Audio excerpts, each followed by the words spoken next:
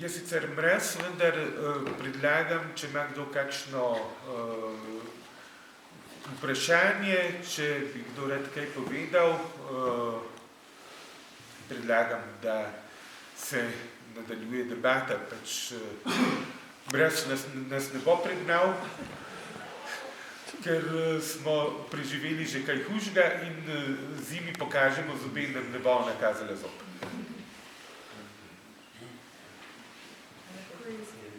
Drugega podatka, 323 padlih italijanskih vojakov v obdobju pač do 43 leta, ne? Tako. Na celotnem slovenskem ozemlju. To je na ozemlju Ljubljanske pokrajine. Kakor so ga imeli okupiranega. Tako. Primorska dejansko takrat je bila še del kraljevine Italije, tudi mednarodno pravno. Tako da ta podatek, to je podatek dejansko generalštaba italijanske vojske, najbolj uradni italijanski podatek, se nanaša na tisto ozemlje slovensko, ki je bilo takrat okupirano. To pa ni, sem pa Primorska ne spada, ampak na Primorskem se takrat ni še nič dogajalo. Na Primorskem je bil v tistem obdobju praktično mirno. No, ta podatek je mene pač vznemiril že v tej prvi knjigi, ne, ker je naveden. In sem z njim o tem podatku govorila z dr. Stavetom Grandom, kaj on meni. In pravi, da on ni velik, pač misli strokovnjak z tega področja, da se bo pa pozanimal pri svojem kolegu. No in potem mi je naslednjič odgovoril, da sta predebatirala, da se ne spomnim s kom, pač, ampak nekdo, ki se na to bolj spozna. In pravi, da verjetno, da ne bo držal, da je okrog 600. Da je samo Jeleno Žleb imel več kot 100 mrtvih italijanskih vojakov. Zdaj pa me zanima... To je komunistična propaganda. Tlej, v Jelenovem Žlebu, čakajte, lahko točno pogledam, mislim, da je Lukan celo točno navaja število tamkajšnjih žrtv. Kolikor se spomnim, je okoli 40 ljudi padlo tam, Italijanov, ne več.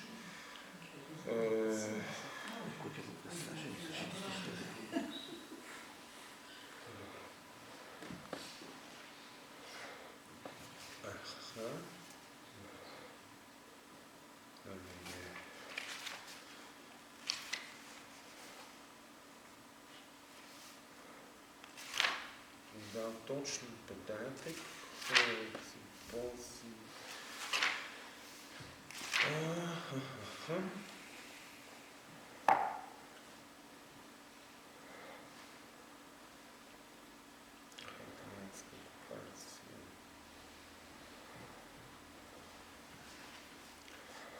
Tale podatek mimogrede je naveden tudi v knjigi L'occupazione italiana della Slovenija 41-43.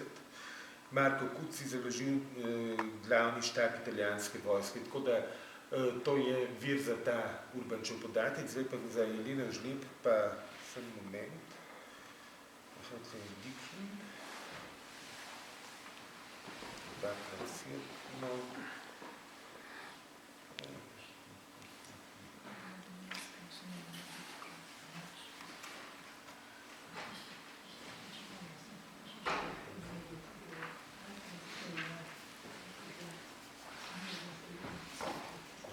Boljši, da mi bo vykazalo. Zakaj smo pa bili vykazali, če ne?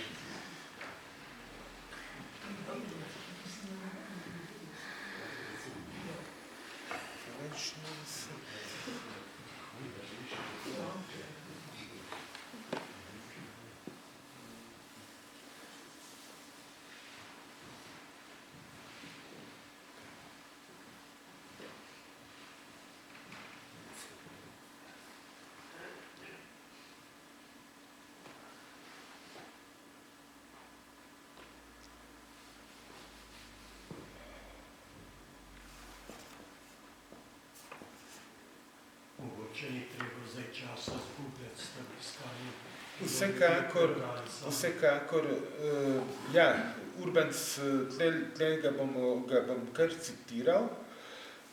V svojem komentarju k knjigi, ki sem jo ravno navedel, On pravi, partizani so bili napadeni pri umiku, glede izgub so partizanski viri nezanesljivi.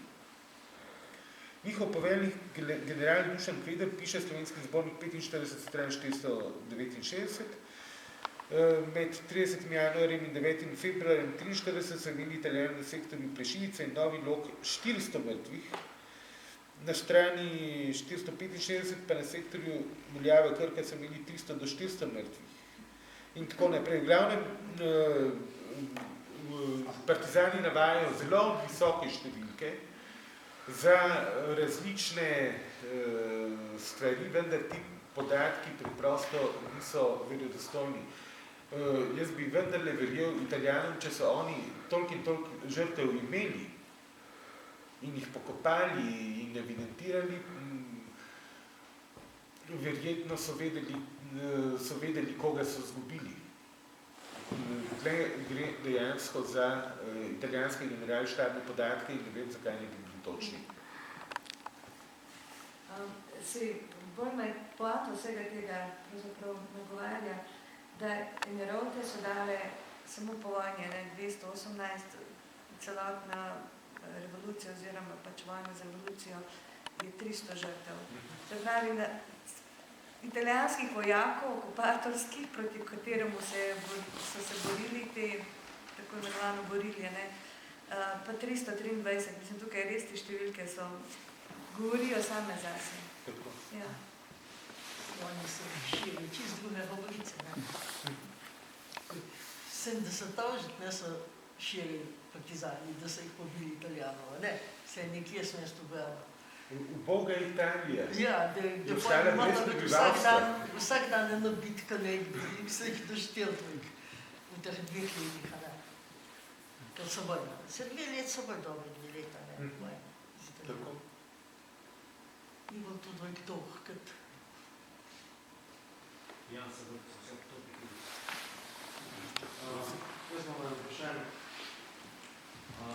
Zmeraj v debat s nasprotno stranjo zmeraj zelo radi navajajo Črno roko pa domobranska prisega. A lahko smo na to temo? Kako jih nazaj najlepše? Kaj se jim nazaj reče, tako da... Ja, jaz sem hvaležen za ti dve vprašanji, namreč v prvem delu, ko sem hotel kontekstualizirati mednarodno-pravni moment kolaboracije,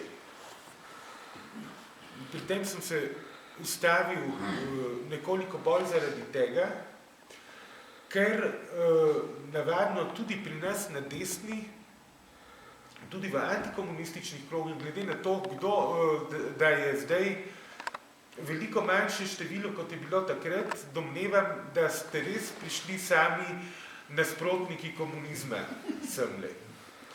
In se verjetno ne motim dosti. In lahko direktno povem, tudi na naši strani so komunisti uspeli utihotapiti eno tezo, da kolaboracija je enako izdaja. Zato sem toliko časa vztrajal pri mednarodno-pravnem vidiku. Kolaboracija ni enako izdaja. Takoj se bom vrnil k temu vprašanju in zato sem toliko časa poudarjal te momente Haške konvencije, mednarodnega prava,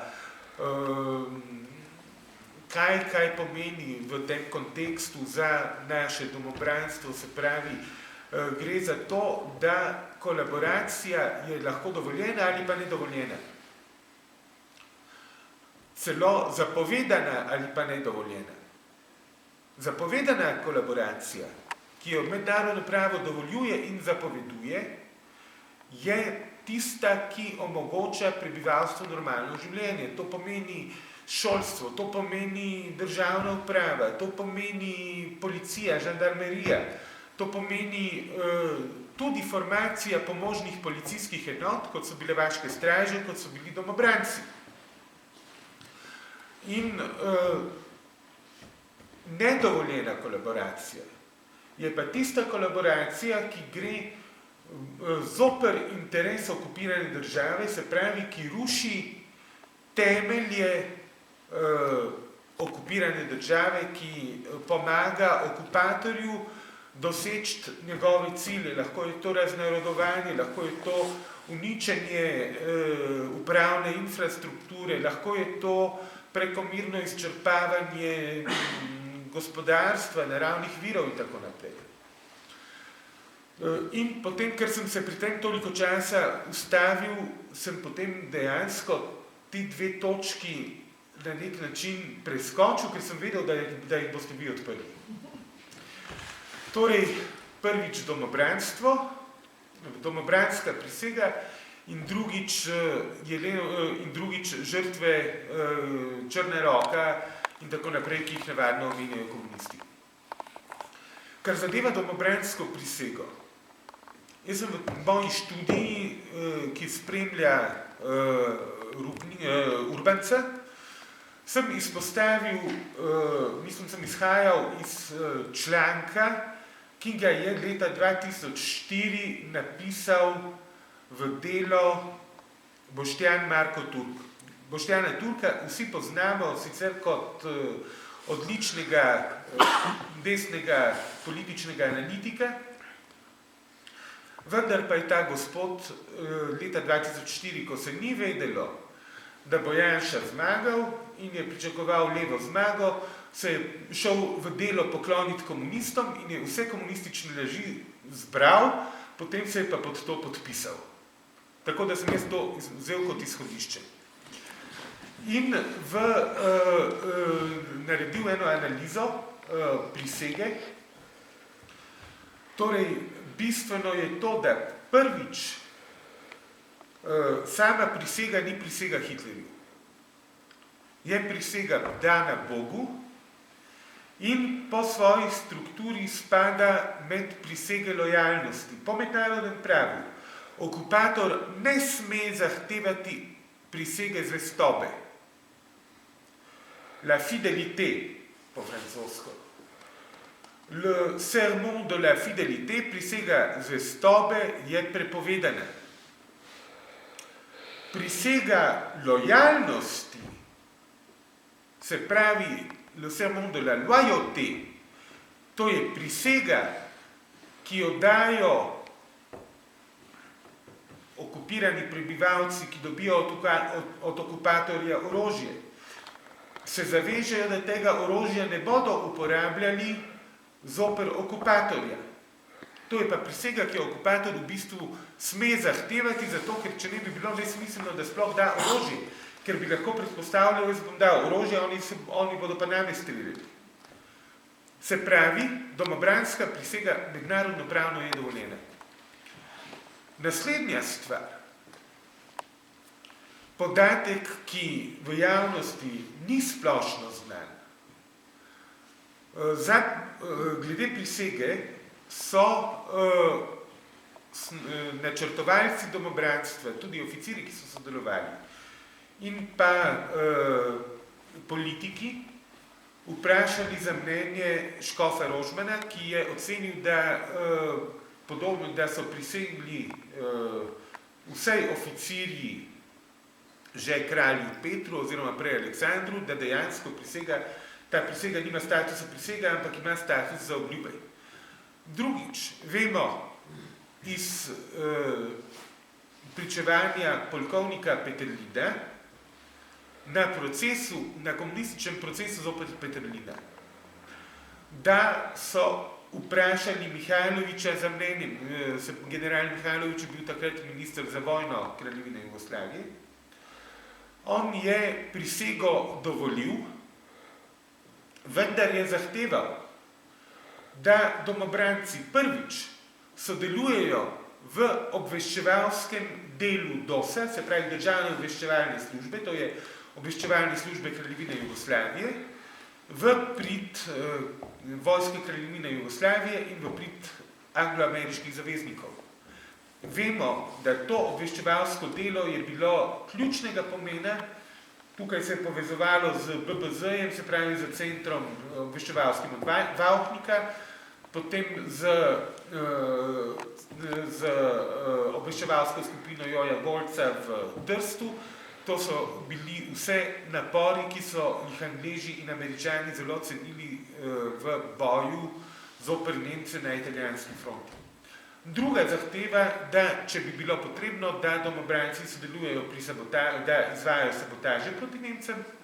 In tretjič, da ko se bo formirala kakšna ilegalna skupina, ki bo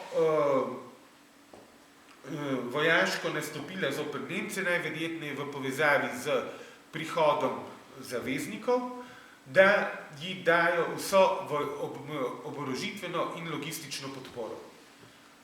To so bili pogoji, ki so jih dejansko domobranski oficiri, ki so o tem odločali, sprejeli in je to bilo eno od ozadij te prisege. Naslednja stvar glede prisege je pa ta. Boštjan Turk jaz ga v knjigi nisem imenoval. Kdor hoče kopati, lahko poveže določene podatke v knjigi, pa ugotovi, kdo to je. Mislim, da v našem forumu ne naredim škode, če sem ime povedal. V glavnem, Boštjan govori o samo nanašanju besede zvestobe tako v domobranski prisegi kot v prisegi SS. Namreč Boštjan je takrat hotel skozi analizo prisege, v kateri je naredil veliko napak, dokazati, da gre pri domobranski prisegi za derivat SS-ovske prisege in je hotel prikazati domobrance kot neke vrste Waffen-SS, kar je ena od zdanih komunističnih laži. Dejansko, kot je razvidno iz moje analize prisege, gre za dve popolnoma različni prisegi, ampak hotel sem pa opozoriti na eno stvar, da samo nanašajoč je v prisegi pojem zvestobe. In ker so domobranci prisegli zvestobo, ne da bi povedali komu, kaj in tako naprej, se pravi, prisegajo zvestobo, ki se nanaša sama nase, torej kot temeljna bivanjska drža, se da to interpretirati tudi kot zvestobo prejšnjim prisegam. Torej na ta način, kot je to razlagal, kot je to tolmačil Škof Rožman, kar pomeni, da so s to prisego v bistvu prisegli tudi zvestobo prisegi, ki so jo dali kralju Petru oziroma kralju Aleksandru. In še en argument, ki mislim, da tudi ne nepomemben. Komunisti radi, potem bom dal še en komentar glede Waffen-SS, ko s tem končam, komunisti radi trdijo, da zavezniki komunizma, omenjeni v prisegi, ki so jo dali domobranci, da so Anglo-Američani. Dejstvo je ne samo, da je bilo dano navodilo pred prisego, da naj se to razume v smislu partizanov, se pravi, zavezniki komunizma so partizani, ampak tudi v praksi je vojaška praksa potrdila, da je to edino pravilno tolmačenje. Namreč, ko so v neki bitki Nemci hoteli popeljati domobrance v boj zoper četnike, se pravi zoper vojsko Kraljevine Jugoslavije, so domobranci to zavrnili. Mislim, da je bilo to že po zimi leta 1943, z argumentom, da so prisegli, da se bodo bojevali samo proti komunizmu in njegovim zaveznikom. In Nemci so razumeli, da je to načelno stališče in od takrat dalje domobrancev niso peljali več v noben boj zoper vojsko Kraljevine Jugoslavije. Tako da glede prisege, jaz mislim, da so to ključne stvari. Prvič, Škof Rožman ne gre za prisego. Drugič, Mihajlović dovoli z argumentom, da morajo domobranci biti na razpolago vojski Kraljevine Jugoslavije, se pravi, ponovno se potrjuje to, kar sem tematiziral oziroma tudi dokazal z dokumenti, ki so sicer znani, vendar niso bili nikoli pravilno tolmačeni oziroma nikoli osvetljeni. Se pravi, domobranci funkcionirajo na enak način kot Nedićeve enote v Srbiji, se pravi, kot legalizirana vojska Kraljevine Jugoslavije. Tretjič, pojem, samo nanašajoči se pojem zvestobe v prisegi potrjuje prejšnje prisege, ki so tej nasprotne, oziroma ki so nasprotne zvestobi Nemcem. In četrtič, prisego domobranci uporabijo za to, da se izogibajo boju z zakonito protiokupatorsko vojsko, se pravi za vojsko Kraljevine Jugoslavije. Ker sem pa prej omenil Waffen-SS, katerega je hotel Boštjan Turk povezati z domobranci v tistem članku in katerega pogosto komunisti v propagandnem diskurzu povezujejo z domobranci, češ da domobranci so bili nekakšne SS-ovske enote, je pa argument ta. Prvič, domobranci niso nikoli bili formalno del Waffen-SS. Poveljnik Rösener je bil hkrati policijski generalleitnant in bil je SS general. Domobranci so bili Rösenerju podrejeni kot policijskemu generalleitnantu, ne pa kot SS generalju. In tukaj celotna zgodba komunistična pade, medtem ko Boštjanova zgodba o tem, da prisega potrjuje, da so bili neke vrste slovenske SS, pa pade na podlagi moje analize prisege. Drugič, omenili ste komunistične žrtve, se pravi Črno roko in tako naprej. Ko sem bral Kocipra, se pravi Zeta in pa tajnika generala Rupnika, Kocipr dejansko za Črno roko nič konkretnega ne ve. Dr. Urbanc pa glede Črne roke navaja, pravi, gre za do 99 žrtev, večinoma terencev, ki so jih pobili ljudje, ki niso bili v ničemer povezani z domobranstvom oziroma z paravojaškimi, v bistvu policijskimi, pomožnimi policijskimi strukturami, kot so bile vaške straže in domobranstvo. In dejansko je to stvar, od katere so se v bistvu domobranci oziroma se je naša politika v bistvu antikomunistična distancirala. Je pa tako, da vseh teh 99 ljudi so bili Vosovci, bili so terenci in Vosovci, ki so bili krivi v bistvu težkih zločinov in noben od teh ni bil nedolžen. Vsak bi bil, če bi bil pripeljan pred neko sodišče v neki demokratični državi, bi bil verjetno obsojen. Mislim pa, da je